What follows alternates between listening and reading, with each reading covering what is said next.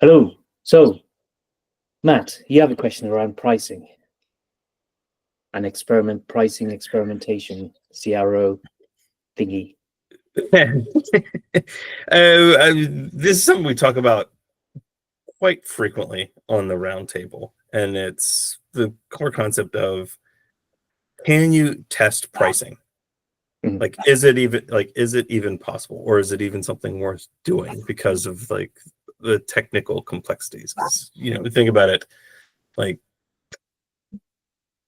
if you're using a client-side tool, well, how do you even test, right? Because just changing the price on the client side just changes the display of the price. That doesn't change the actual purchase price. And then, customer's going to be in for a rude awakening when they see on, say you're testing something that's normally $30 and you want to test it at $40.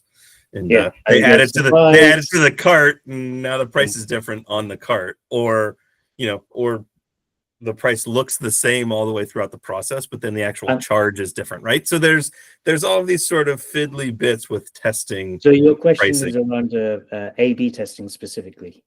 I suppose, yeah, we could use that as a springboard. Yeah, because this is rife for tangential discussions of. Yeah, I think with like A/B testing, that is a really good point that you raised. That people seeing different prices, and there's an ethical component to it in that you can't just like give some people a higher price and some people a lower price and all of that kind of stuff. Whereas if you keep the overall price that people are saying are paying the same, but the purchase price up until the point of sale is different, and then track that's probably okay. The only issue there is if you showing them a lower price and on the next screen you show them a higher price. I guess it's only an issue if the price goes up, not if it comes down, because if it comes down, then that's a good thing. But I don't know. I see a problem in that, in like continuity of information, of like, if the price changes during the experience, that's not really a pure test. You're not testing the price of the product. Like, you're introducing an extra variable there of like the actual price the user saw changed during the course of their experience, right? So that's not right. That's not a pure way to do the test, right? That would be on-site randomized control A/B test, right? You could, I guess, do something where you're doing like a time-gated test of like, oh, the price is this for a certain period of time, then the price is this for the other price for a certain period of time. And again, that has different drawbacks because it's not the same sample size over the same period, right? There could be outside factors, blah, blah, blah, blah, blah. Like nothing's perfect, but how do you get to doing it, right? There's, I think been mentioned a couple times on the roundtable, is doing like Gabor Granger, like more like qualitative research methods of like finding a user sample and being like, would you purchase it for this price? Would you purchase it for this price? Would you purchase it for this price? And generating a bell curve of acceptable price range to either help you hone in on like more fine-tuned testing, or helping you figure out the pricing that way instead. And there's other methodologies as well. I think there's like I came across a Van Westendorp. What is it, like a price sensitivity meter? Have you heard of that one? I've heard vaguely, yeah. I think I've written about that one a little bit, but yeah.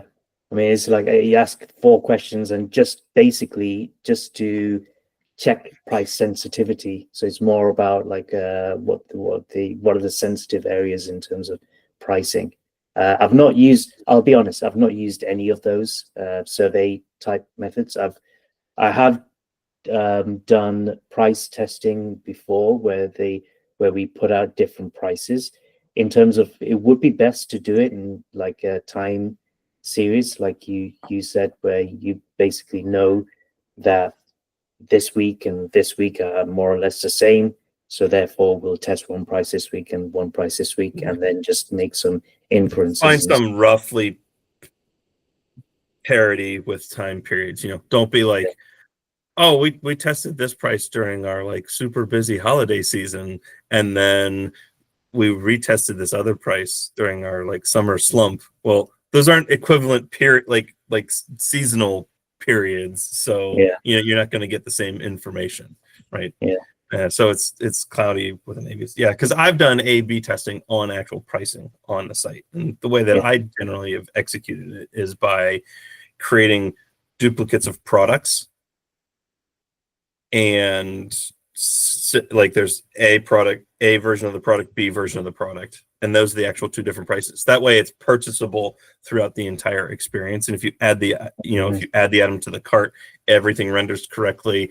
All of the like logic that's attached to prices works, and everything like that. If there's auto discounts or some other thing going on, your back end's actually working, because it's actually just two different purchasable products, and you're just doing like a URL split, like the change, the variant has like -2 or like, right, it's just like an alternate URL for it. Or you could get fancy and like maybe under the hood, if your site is more of like an SPA style, like you can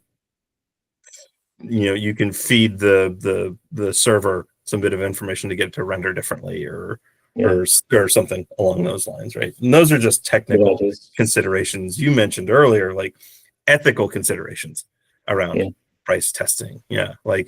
Is it okay to even do it in that kind of fashion? Because there are some industries that have dynamic pricing. Like look at the airline industry. Like I've been flying a ton this year for like conferences and personal travel and things like that. And when I'm trying to book plane tickets, I can see the price change from week to week or month to month, depending on like when I'm booking, how many people I'm booking, how many seats are left on plane, different things like that. So there's like supply and demand, quote unquote, like, oh, we only have so many left, like the price is going up because there's a limited supply of things. And it's probably because you just want to squeeze out more money. And that's probably a good question to lead into our roundtable discussion. So we can leave that question there in terms of like ethical constraints. Are there ethical constraints? What kind of ethical constraints are there to do with price testing? Be good to hear everyone's thoughts, and we can, if you want to join the roundtable, it's free to everybody to join. So come along and join. So what time are we doing it? It depends on the time zone that you're in. PTSD time zone?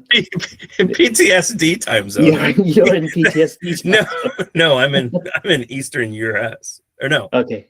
Yeah, I'm in the Eastern US time zone. So for somebody's in PTSD time zone. PTSD is not a real time zone. PTSD is a mental condition from trauma. Okay.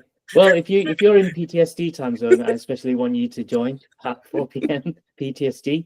No, it's like Friday. West Coast US is like 8 a.m. East Coast US is 11 a.m. Europe is generally 4 or 5 p.m. Mm-hmm. And PTSD is 0.00 a.m. But yes, anyway, let's come along, and on Friday, go to our LinkedIn. You can see us there. You can we'll be posting the event on our LinkedIn posts. Yeah, you can always find it at GROTalks.com as well. There's always links there too.